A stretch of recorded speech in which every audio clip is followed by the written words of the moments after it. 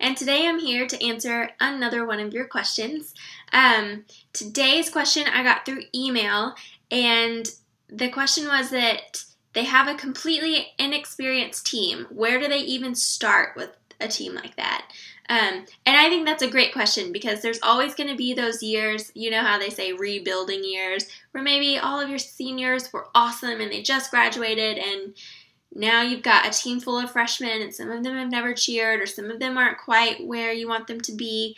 But that's okay. It doesn't mean that you're a bad coach. It means that, it's just a natural life cycle of a squad, of a school, of any organization ever. So it's a challenge, but there are ways to tackle it. So I've got a few suggestions for you today. First, always start with the basics. Whether that's progression stunts or even focusing on technique of motions and learning chants and doing jumps well. Spend a lot of time there. Even if you have an experienced team, those are great places to start. After tryouts, I always get people on the exact same page by starting there. So that can be a fabulous place to begin with your inexperienced team. Second, don't rush it. Be patient. Sometimes the learning curve is hard. You have to be really coordinated to be a cheerleader, and sometimes people who make cheerleader are coordinated, but they're not as coordinated as like your dancers or things like that. Maybe they're athletes of a different kind, and cheerleading is just a different kind of athletic activity. So you want to make sure that you give them a lot of time to grow, a lot of space, and a lot of opportunities to really polish what you're teaching them. And not just keep pushing to the next new thing, the next new thing, the next new thing.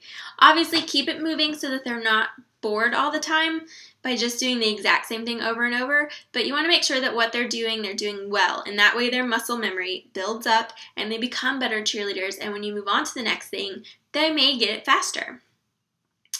The next thing you can do is introduce them to new stuff, but just do it slowly. Like I said, you want to make sure that they're hitting, what's the phrase? Perfection before progression. You want to make sure that they're really hitting things, that they're getting it down before you push them into something new.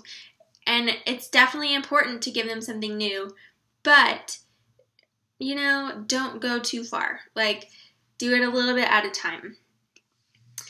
Another thing you can do is make easy things just a little more difficult. Instead of stepping up to the whole next level of stunts, maybe add in some transition stunts or something like that to make that particular easier stunt a little more interesting and have a little bit more visual appeal.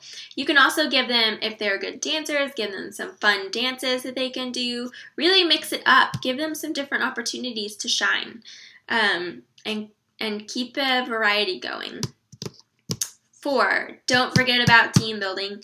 I will push and push and push this until the day that I can't anymore, is that you want to make sure that you have a strong team of leaders and good character as much as you have good cheerleaders. So you really want to make sure that you're focusing on team building, especially in the early stages of team development. When you first have that squad right after tryouts, there are going to be a lot of different personalities, and you want to make sure that you're setting the foundation for yourself now so you can save the drama down the road. You want to make sure that they get along, they know what you expect of them, and that you're intentionally building into them as leaders and into their own character development. Lastly, even if they don't have cheerleading skills, they have a lot of other skills to share. Maybe you're a brand new coach. You may not have a lot of cheerleading experience, but it doesn't mean that you don't bring anything to the table. Sometimes these girls have been in theater or have been dancers or, they're creative in a different way. Whatever it is, give them opportunities to use those skills too. Maybe they're artists. Give them a chance to do the signs. They'll love that. If they're, your drama people or your dance people, they may be able to come up with new dances. Maybe they're just good, strong leaders. Give them a chance to lead stretches or something. Everybody has skills. So even if they're not cheerleading skills, they shouldn't feel like they're not accomplishing anything, that they don't have anything to offer, because that's a lie. Everyone has something to offer. So make sure that you're allowing them the opportunity to use their other skills on top of their cheerleading skills so that they can feel like they're contributing something and like they're not always just being picked at all the time.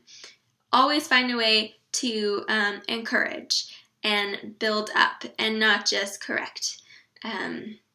Okay, so those are my suggestions for starting with an inexperienced team at the beginning of the year.